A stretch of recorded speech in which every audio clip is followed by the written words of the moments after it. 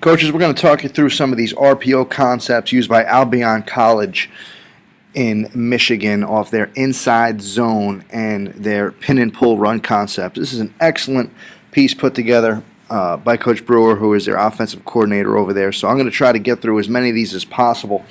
The full-length version of Coach's report can be accessed by becoming an insider member at xandolabs.com, as well as the unnarrated version of this video. So we're going to take you through these, and this is really excellent piece put together in terms of how the quarterback and what the quarterback's reading. We're going to start with the inside zone concept, and it's really just teaching the quarterback what to read pre-snap and what to read post-snap. And right now what you're seeing is a 4-2 box, a 6-man box. There's 3-on-3 over here. Okay, there's 1-on-1 over here. There's 6 defenders in the box. So this is going to alert the quarterback that he is going to actually use the run element or the inside zone element of it. And here it is right now. You got the inside zone, and we got the wide and tight versions here. Running back does a great job breaking it. But really what you're doing is a 6 in the box. Quarterback knows that he can account for one of the defenders. Simple stuff here. Okay, here's 6. Quarterback can account for this player coming off the edge, and he can hand the ball off to the back.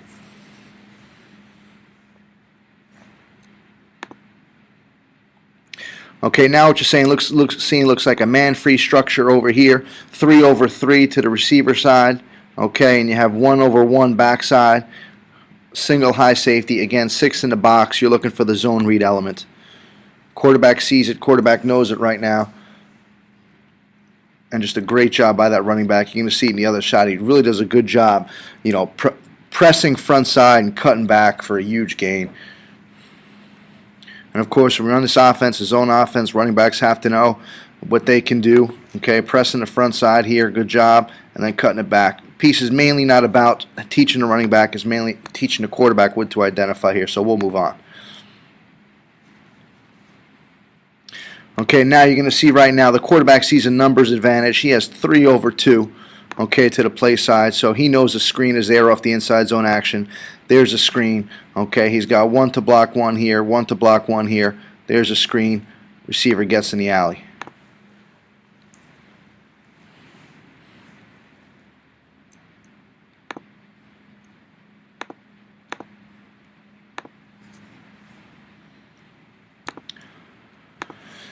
Now what you're going to see over here, the screen's going to come up top to the left side. There's 2 over 2 here. You see how high that safety is.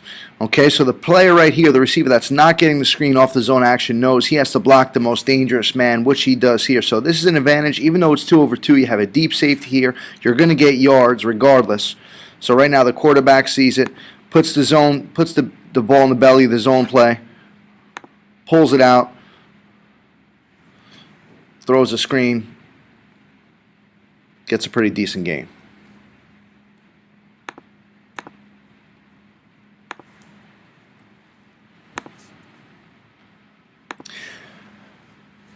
Now we're getting into the run-pass option element of these concepts. This is the conflict backer.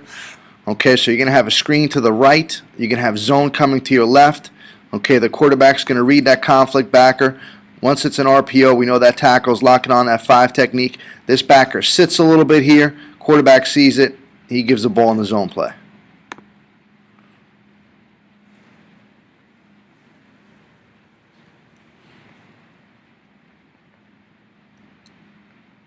Great job running. You'll see it a little more here. 23 right here is the conflict backer. You know he's in a position. He becomes a conflict backer because he's in a position to play both the screen and the zone action. So the quarterback has to ID him post snap. Okay, which he does right here. He's kind of sitting a little bit there. He's not going to be able to get a body presence into that gap, so the quarterback gives the ball. Good decision. Okay, now we're looking at right now the conflict. This looks like a 7-man pressure, so this is a little different. Okay, where you're bringing pressure to the front side. The quarterback knows he's going to have numbers over here. Okay, it's a trips formation. It's 3 over 2. He's got to get the ball out to the receiver in a hurry because of the pressure. And he does here. That's a pretty good game.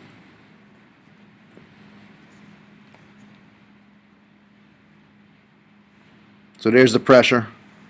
Quarterback gets rid of it.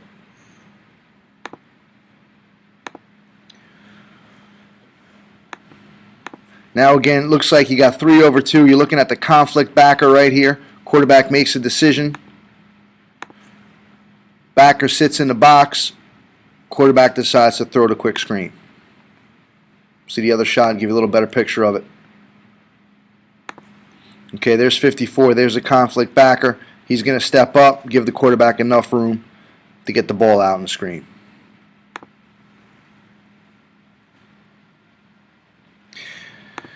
Now, what you're going to see here is you have 3 over here to the screen side, okay, and you have 1 over here backside. But now this backer is going to walk up, and he is going to actually be the B-gap rusher, and he's going to be the interior blitzer. Now, what happens here, it's still 6-on-6, so the quarterback's going to give the ball, but he's still reading that player. So what happens here is the right tackle, you'll see it better from the end zone shot, he does a pretty good job sealing off that B-gap, and the quarterback's able to give the run play here, and a pretty good cutback for a good gain and a touchdown.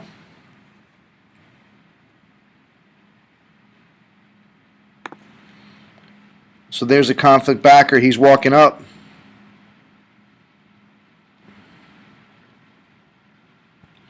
Tackle does a good job getting body presence on that 5 technique. Ball cuts right back. Excellent job of running right there by the running back.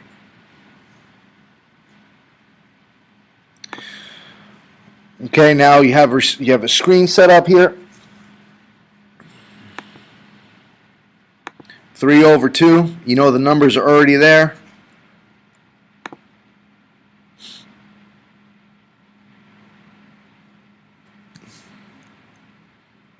Easy catch and throw.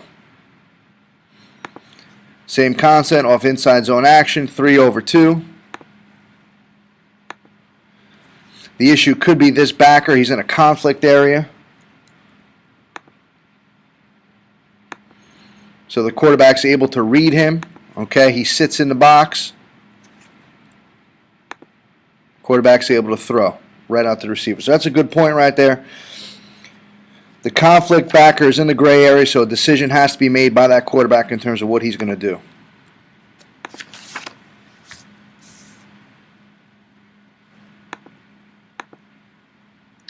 Now you see here the conflict backer. You got 3 over 3 here. He's removed from the box, so you have a 1, 2, 3, 4, 5-man box. You know right now the ball should be given. Now as he starts to creep into the box, quarterback decides to throw the screen. So it's just great education by the quarterback, great communication. As the quarterback calls for the ball, the conflict linebacker creeps into the box. He knows he's outnumbered, and we'll see it from the end zone shot, so he decides to throw the football. A good decision. Okay, so as he starts to creep in there, the run element is no longer available. Quarterback just catch, throws it. He's got to get out in a hurry because that defensive end there, but he does a good job doing it. Conflict backer right here. Is it 3 over 3? Is it 3 over 2? Little indecisiveness here. Hops his feet. Quarterback decides to give the ball off. He's not in a position to make the play. You'll see it from the end zone.